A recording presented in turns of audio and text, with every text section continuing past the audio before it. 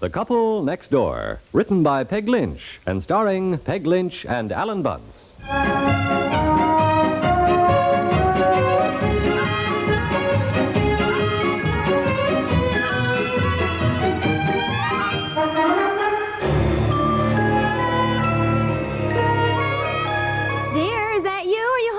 Yep, I am. For goodness sakes, you Dickens, why didn't you tell me about Charlie? Well, hi. Charlie? Yes, I was never so surprised in my life. I washed my hair this afternoon, then I sat down to read the paper, and I opened it and nearly fainted. Why? Didn't you know about Charlie's story? Story? Yeah, well, article, I guess you'd call it. I was so surprised. I called Madge right away. I said, honestly, as well as we know you and Charlie, and you never told us about this. What are you talking about? Didn't Charlie tell you he was getting an article published in the paper here? Charlie? Charlie Bemis? Yes. He can't write. Well, whether he can or not, dear, he did. Why, you could have knocked me over with a feather when I opened the evening paper. You know, I was just glancing through it. Where is it? Oh, right there in the chair. Turn to page 4. Well, was I surprised. Well, what is it? An article on insurance? No, dear, not at all. Well, he sells insurance. I know that has nothing to do with insurance. Well, that's his business. You think if he wrote something at all, he'd write something he knows something about, for Pete's sake. Well, it isn't about insurance. Now, forget it. Here, let me find it for you. Page 4. Page 4. Here, right here. This is the first of a series of articles on the history of our fair city by Charles Bemis.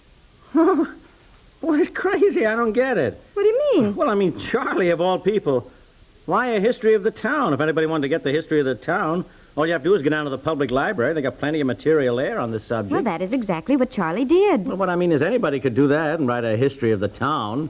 Dear, anybody could, but Charlie is one who did. Yeah. Now, sit down and read it. He writes very well, very amusingly. Parts of it really are as funny as Thurber. They really are. I just never knew Charlie had it in him. Aren't you proud of him? Yes, sure. Sure.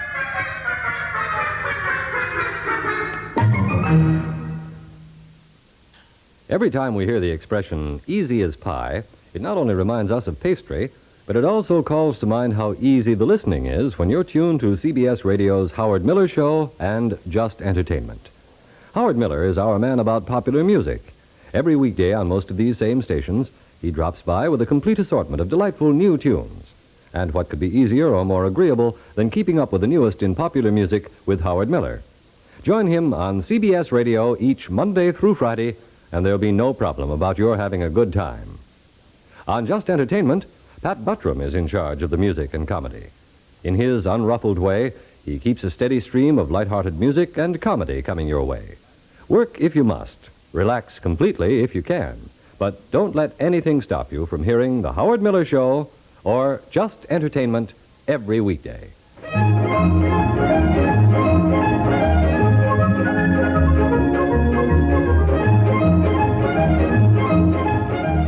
There's another lamb chop for you, dear. No, I don't think so. You're Thanks. not eating very much, and I fixed such a nice dinner. Well, I'm not very hungry. A little too warm today, I guess. I told Betsy we were having lamb chops, which she loves, but she insisted on staying for dinner at the Kendalls anyway. You know, I think she's down there too darn much. She must be making a nuisance of herself. Oh, no, honey, not at all. What's the matter with you? You've been so cross ever since we sat down to dinner. Oh, I don't know. I guess it's the heat. Well, it has been warm today. Even the baby's been fussing. Oh, another thing I liked about Charlie's article. You know, to take a lot of dull facts and make them so amusing, you know. Uh-huh. And the story of the first 2 settlers quarreling over that piece of land was just killing. I sat here all by myself laughing. I just howled. It was so funny. Really, you know, if the rest of the articles are as funny and as wonderful as... What's the matter? Nothing. Just that you've done nothing ever since I got home but rave about this rather factual article that Charlie wrote. I mean, I think it's nice he did it and all that, but, I mean, after all, what's so darn wonderful about it? Well, I think it is. Mainly, I guess it's just so surprising that Charlie Bemis did it. As we've said so often, Charlie's so nice, but, you know, it's kind of hard to be crazy about him, you know. Charlie's a great guy, he really is, and... As I said, I'm proud of him to think that he sat down and did something like this. Well, he certainly has been nice to you, dear, sitting up all night with you in the hospital when I had the baby. Yeah, sure, I know. I just said he's a wonderful person. And as you said, it's hard to be crazy about him because, well, he can be so darned embarrassing. He's so loud, you know, and you'll be someplace with him in public and he lets out one of those bellowing laughs of his. I know. Well, maybe it's to cover up a feeling of shyness, really. Well. He certainly has hidden talents up to now. Yeah. Well, I guess to tell the truth, I'm a little annoyed he didn't tell me. I might have helped him, you know. I know Tom Davis pretty well down there at the paper. Well, I guess he managed without you, dear. As I understand it, he happened to see a letter to the editor in the paper one night. Some woman wrote in that there'd never been a complete book written about the history of the town. So, according to Madge, Charlie just hied himself to the library and started digging up the facts. Well, I just meant Charlie's not very shrewd about business. I might have been able to get him a little something for the articles. I mean, this way, he was probably so glad to have the paper publish them at all. Oh, no, don't worry about that, dear. Madge said they paid him, and very well. Oh? Yes, isn't that wonderful? You know how hometown papers are inclined just to pay peanuts for something, but I gathered that Charlie is getting a nice, tidy little sum for this. Oh? Oh, well, that's wonderful. Yeah, and Madge said they talked down at the paper about Charlie even getting it published in book form afterwards because it's so amusing, you know. What do you mean?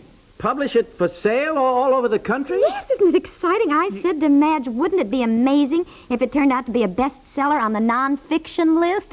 Yeah. Oh, dear. You don't seem very surprised at all this. Surprised? I'm bowled over. I just don't understand his not telling me. Yes. You know, it really is kind of funny, considering how interested you've always been in writing. Yeah. Whatever happened to that book you started to write one time? Oh, you were so fired with enthusiasm, you burned the midnight oil for days, and that was the last I heard of it. Oh, that. Well, I didn't have time, and I guess you have to work nights and just keep at it, dear. That's what Charlie did, Madge said. Too bad you never kept on with the book. Seems to me you read me some of it, and I thought it was awfully good. Be funny if you had finished it, and now both Madge and I would be married to real, live authors. Yeah. Oh, of course, I can't get over that. Charlie just writes so marvelously. Now, look, for really, Pete's sake, he's written a few factual articles on the history of the town. You're comparing him to George Bernard Shaw, practically. Oh, I am not. You just a little bit jealous of him? No, for Pete's sake, jealous. Well, the truth is, I guess we shouldn't be, but we both are. Oh. Well, we are, let's face it. I'm glad for Charlie, of course, but somehow I can't help feeling that... Well, I wish you'd thought of it. It seems so simple. Yeah, like everything else. Once somebody has accomplished something, it seems so simple, you wonder why you didn't do it first. That's right. Well, Charlie has been nice to you, dear. And I think, frankly, you should jump in the car after dinner and drive over there and congratulate him personally. Yeah. Yeah, I do, too. More power to him, I say. Look, I'm the guy who's always saying he's going to do something and never does it. Charlie doesn't even mention it, and he goes ahead and accomplishes something. I give him credit. Well, I'm sure he'll appreciate your coming over and telling him how good you think the article is. Yeah. Since he knows you were the editor of your college paper and have done some writing like that yourself. And he'll appreciate your opinion. Yeah, sure. You know, let's face it, the truth of it is it couldn't happen to a nicer guy, and I really mean that. I know you do, dear. Yeah. I know you do. Well, you drive over and tell him so. I know he'll appreciate it, darling.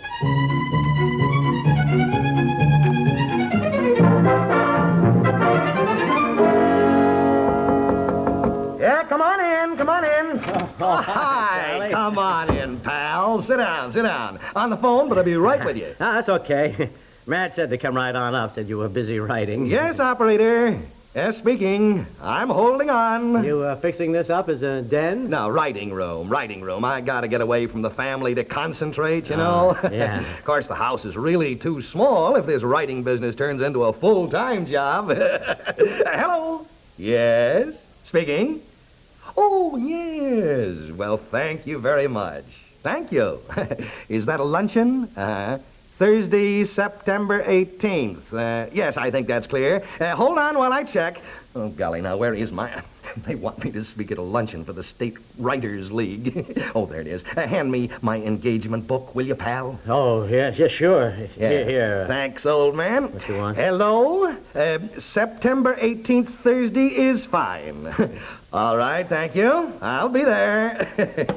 You know, that phone hasn't stopped ringing. Would I speak here? Would I speak there? Well, look, Charlie, you seem pretty busy. I won't keep you. Well, I'd ask you to stay, but I want to finish my 11th article tonight. Oh, yeah, sure. I understand. I've done a little writing myself. You have? What? Well, I mean, college paper, and I started a book once. And... No kidding. Oh, yeah. Well, that's just fine. You should have kept it up, pal. Well, it takes time, and when you have another job... Oh, I know. But it might be good for you to have a hobby. Never know when something will sell. Look at me. Yeah, I am. Well, I just dropped over to offer my congratulations. You write very well, Charlie. Well, that's what Madge always said. Charlie, she's always said to me, Charlie, you ought to write. You've got a natural style for writing. You know, it's funny. I write better than I talk. But then I guess most writers do. Editor said I was a born writer. Just comes naturally. Yeah, well, that's wonderful, Charlie, and lots of luck. Say, now listen, pal. If you ever dig up that book or toss off a short story, I'll be glad to look at it and tell you what I think. Thanks, Charlie. I'll get along. You got work to do, and... Oh, never too busy to see a pal. Don't forget that. No, I won't, Charlie. I can't tell you how swamped we've been with calls ever since the paper came out, but I said to Madge, no matter how busy I am, luncheons and dinners and signing autographs when the book comes out, I said, it's not going to change me any. I said, somehow we've got to find time to squeeze in my old pals.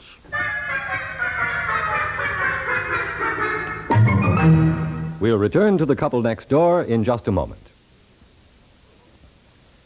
For a moment, let's talk about the news and about a friend of mine named Mrs. Johnston. At the moment, the big news in Mrs. Johnston's life is the birth of a granddaughter.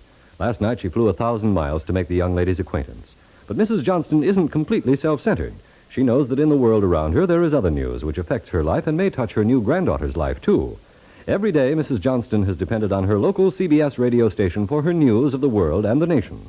Now that she's 1,000 miles from home, she can still depend as thoroughly and as completely on the CBS radio station in her granddaughter's hometown. With an accuracy of scheduling and a split-second timing unrivaled by ship, plane, or train, the CBS radio network sends to its affiliated stations the reporting of Edward R. Murrow, Alan Jackson, Lowell Thomas, Robert Trout, Douglas Edwards, and its other newsmen. Wherever they go, 100, 1,000, or 3,000 miles across America, the Mrs. Johnstons and the Mr. Johnstons, too, can get their favorite news programs because CBS Radio is a network.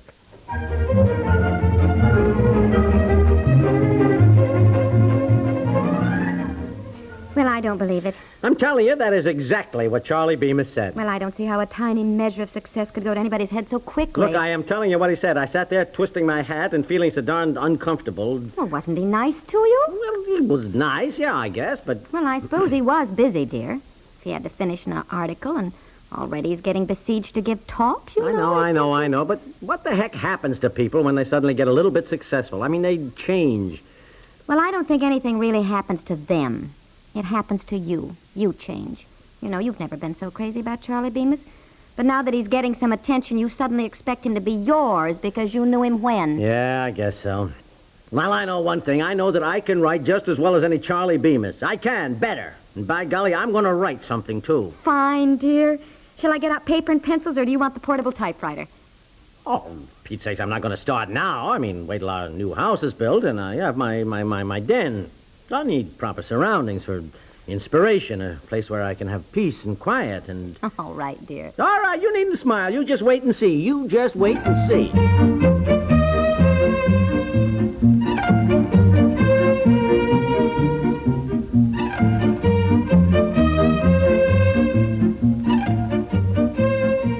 The Couple Next Door is written by Peg Lynch and stars Peg Lynch and Alan Bunce, with Don Briggs as Charlie, and is produced by Walter Hart.